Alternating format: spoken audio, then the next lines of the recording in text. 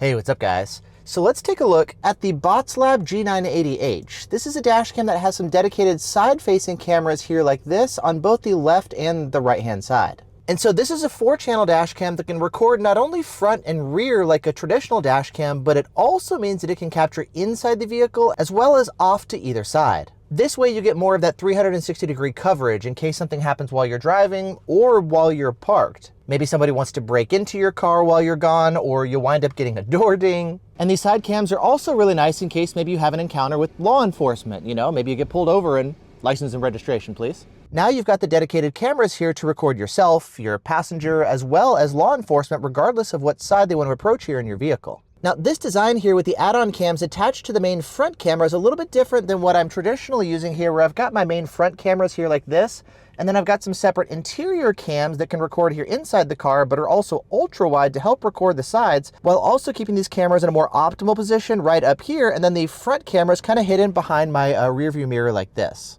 And in this video, we're gonna go ahead and focus in on these dedicated side cams here on the G980H. And then we're also gonna take a look at the dash cam as a whole to see how good of a dash cam is it? How good is the video quality? How good is the audio quality? How good is its parking mode implementation? And then also at the very end, I also want to touch on an important privacy note when choosing a dash cam specifically here from Botslab. And so with that said, let's go ahead and take a closer look now here at this G980H 4-channel. Now to start things off, let's begin here by taking a look at the design of the dash cam. Now I've got it set up with the full 4-channel configuration, so front, rear, left, and right. And for starting off with the front cam, the lens here is actually adjustable in different angles depending on how it's installed in the car, here with double stick tape. There's also an optional polarizer that's available here like this. It just attaches here to the front camera, though it does have pretty poor build quality, I'm finding. There's a number of disappointing factors here with the dash cam.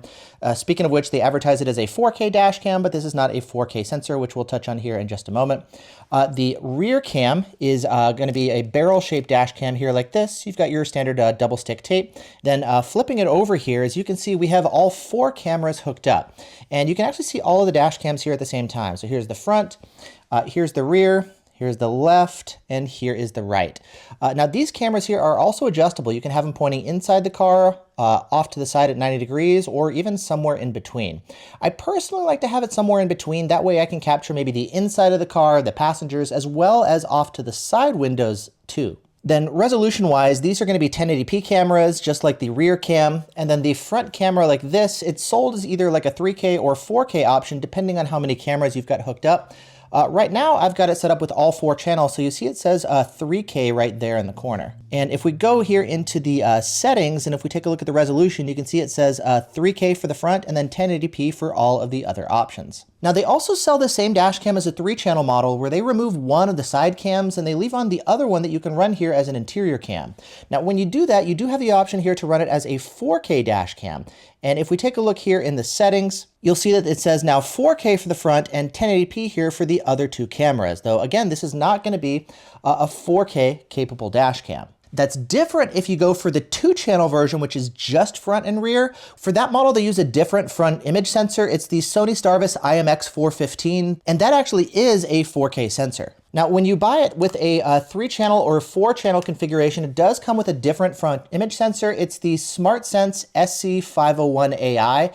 That is a 5 megapixel sensor, or what we traditionally refer to as like a 2K sensor. And with this lower res and lower quality image sensor, you're going to see reduced video quality compared to the competition. And I'll cover this here in more detail once we get to the video quality section. Now, when you have it set up as a 3-channel dash cam and it's recording in 4K, it will output a 4K video file at 25 FPS, not at 30, but it's really just an interpolated image. They've stretched a 2K or 3K image up to 4K, which does not add any additional video quality. On the other hand, when you're running it in a full 4-channel configuration and the front cam is recording at 3K, it's going to be recording at 2880 by 1620 at, again, 25 FPS. And so this is closer to the native resolution of the sensor, giving you that 2K, or I guess we can call it 3K video. Now, coming back to the design of the dash cam, the rear cam does have a little quick release connector here like this to make installation a little bit easier. And then there's 2 connectors here on the side of the dash cam. We've got USB Type-C here for power, as well as micro HDMI for the rear cam. The LCD on the back of the dash cam is a touchscreen that lets you go in and change different settings without having to use the app, which is a feature that I do like here. That said, there is an issue if you're going to be using it here with polarized sunglasses, because if you want to trigger the emergency recording with this button here, you have to press the button on the LCD like that to trigger emergency recording. However, if you're using polarized sunglasses, you cannot actually see the display here to go in and push the button like this. And so in order to do it, you got to either take off your glasses or turn your head a little bit like this in order to be able to see the button. Now, there is a physical button here on the bottom of the dash cam that you can press, but all this does is turn the display on and off. I wish it could actually trigger the emergency recording instead, but that's not an option. The other way to do it is to use the voice controls here on the dash cam, which is kind of nice, but I never really like voice controls because it doesn't always hear you over the road noise while you're driving, and it does sometimes incorrectly trigger emergency recording just if you're listening to the radio or something. And so I really like having the dedicated button, but I want a physical button that doesn't rely on a touchscreen like this because of the fact that if you're wearing polarized sunglasses, you simply can't see what's going on here with the dash cam and where to press the button while you've got your eyes on the road. Next, let's take a look at the video quality, and we'll start off here first with the front cam. Now, for all of the different dash cams, they're going to record at only 25 FPS instead of 30, and so if you notice that the video seems a little bit more jerky, that's why. Now, the front camera, like most any dash cam, is going to be able to give you a general overview as far as what's going on around your vehicle. It can capture license plates, particularly in easier scenarios and especially in the daytime. But due to the lower resolution sensor, it's not going to be as good as some of your high-end dash cams. Additionally, if you're running it as a 3-channel dash cam, which will stretch that image up to 4K, that does not add any additional detail or video quality the way you would get if you actually capture at 4K. And so this contributes to both the lower video quality and the lower price point compared to a true 4K dash cam. Now, some of the biggest image deficits actually come at night. It can again give you a general overview as far as what's going on, but this dash cam does not have HDR. It does have WDR, but compared to dash cams that have the dual exposure HDR capability, you'll notice that it's really going to struggle when it comes to capturing license plates as you pull up behind a car and your headlights are shining directly on that reflective license plate. This is a really common scenario that you're going to want the dash cam to help you with at night, and unfortunately here with this Botslab, because this lower end sensor does not have HDR,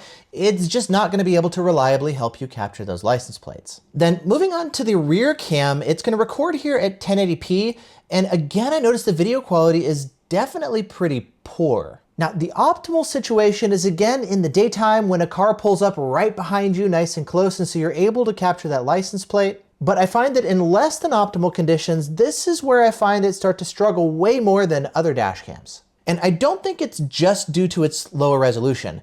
I compared it with a few other rear cams I got installed, and to be fair, those are 2K rear cams instead of 1080p like we've got with the Botslab. But either way, with the Botslab, you'll notice you really do have to get close up here to a car back behind you in order for the dash cam to be able to capture that license plate back behind. Now, what I'm most curious about here, of course, is going to be the side cams. Now, both of these also record at 1080p, and we don't need crazy high resolution or anything to record something right inside the car, but again, you do notice some limitations if you try to look maybe outside the car or something. Video quality here is okay, it's passable, it's usable to, again, record what's going on inside the vehicle and to see what's going on outside.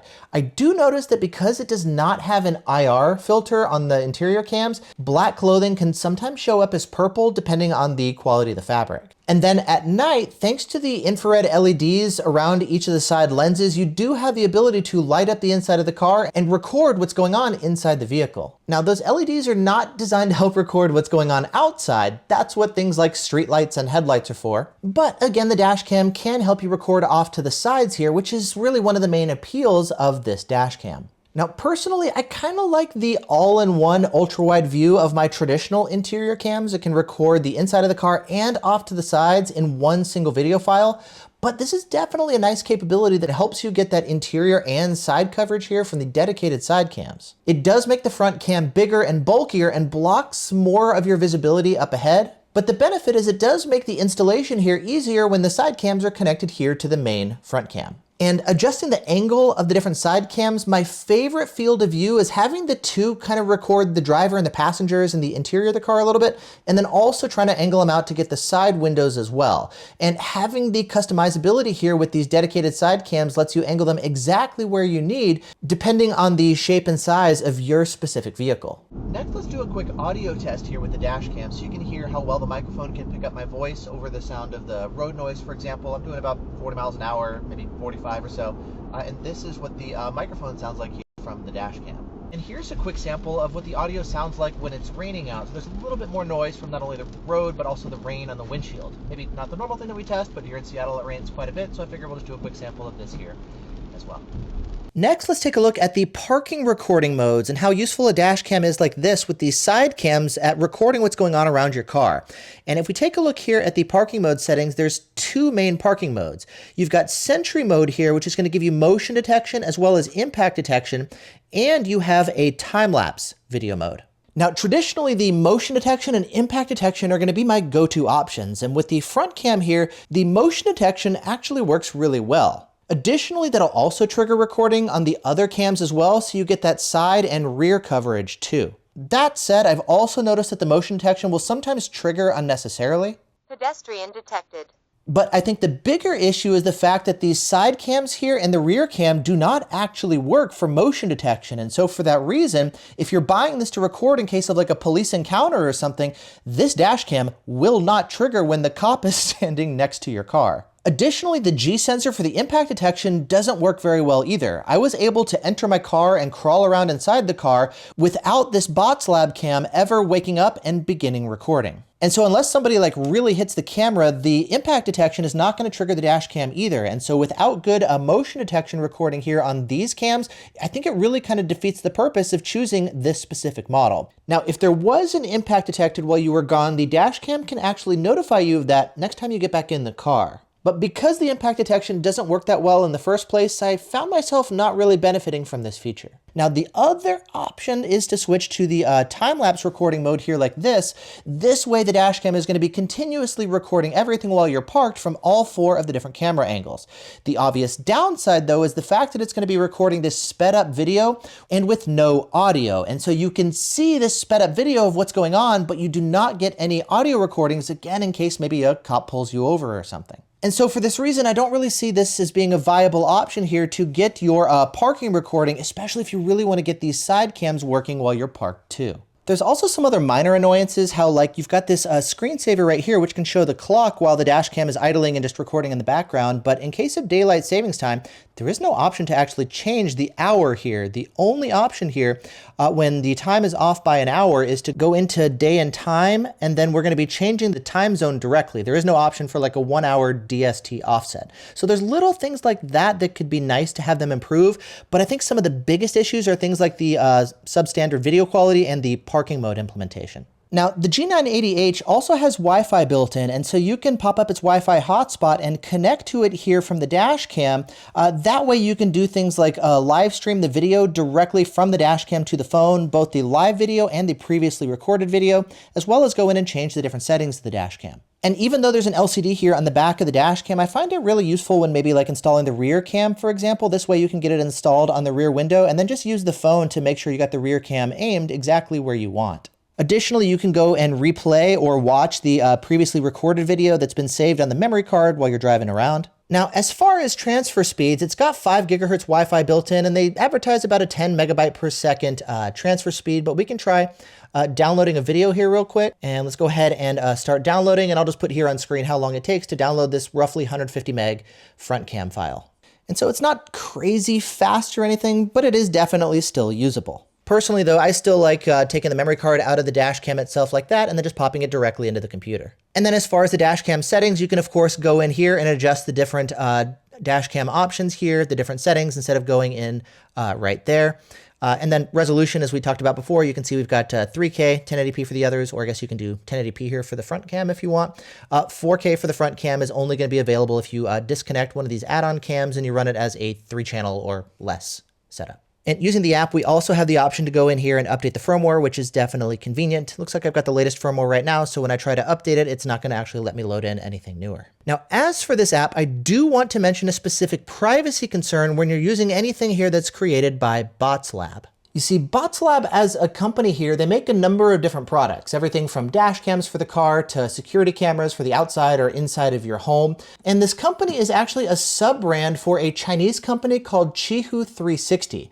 And the thing is about Qihoo 360, there are some big security concerns here with their products. So much so that the US government has actually added them to the entity list. And what that means is that the ERC has determined that Qihoo 360, along with several other companies, they say that there is a reasonable cause to believe that these entities pose a significant risk of becoming involved in activities that are contrary to the national security interests of the United States. And so obviously that is a really big deal that we don't normally see from different dashcam companies. And so I don't know if it applies to their dash cams the way it does for some of their other security cameras. You see, back in 2017, it looks like they were actually webcasting different live security cameras, private webcams, and IP cams in a way that was violating people's privacy and their rights. And so I don't know if this is still happening, but that's obviously a big concern. And so national security interests aside, I feel like this dash cam itself is overall a pretty cheapy and half-baked dash cam. I mean, the cool part is that you have these side cams here. So you've got the full, 4-channel configuration here to record in different directions. But otherwise, the dash cam is kind of cheapy. The video quality is definitely subpar. The parking mode implementation is pretty poor. But really, I guess the big appeal is just the fact that we've got these additional cameras here like this that can connect to either side. And as much as I really like different dash cams that can record in different angles like this to give you more of that 360-degree coverage, I don't feel like this one fully fits the bill, especially if you want something that can record reliably off to the sides in case maybe you get pulled over by the police or something. This is going to do that if you're in driving mode, but if they make you turn off the car, the parking mode is not going to be doing a sufficiently good job to ensure that you're recording things on both sides in case somebody approaches your vehicle from the side. And that, I think, is really one of the big appeals here of this dash cam. And unfortunately, this G980H falls short. Now, you can check out my full list of the best dash cams that are available at different price points and with different features. And I'll link to that for you down in the description below underneath to where you can go and purchase this dash cam here if you like. But either way, thanks so much for watching. That's a look here at the Botslab G980H. I hope you guys are all doing well. Stay safe, and I'll see you in the next one.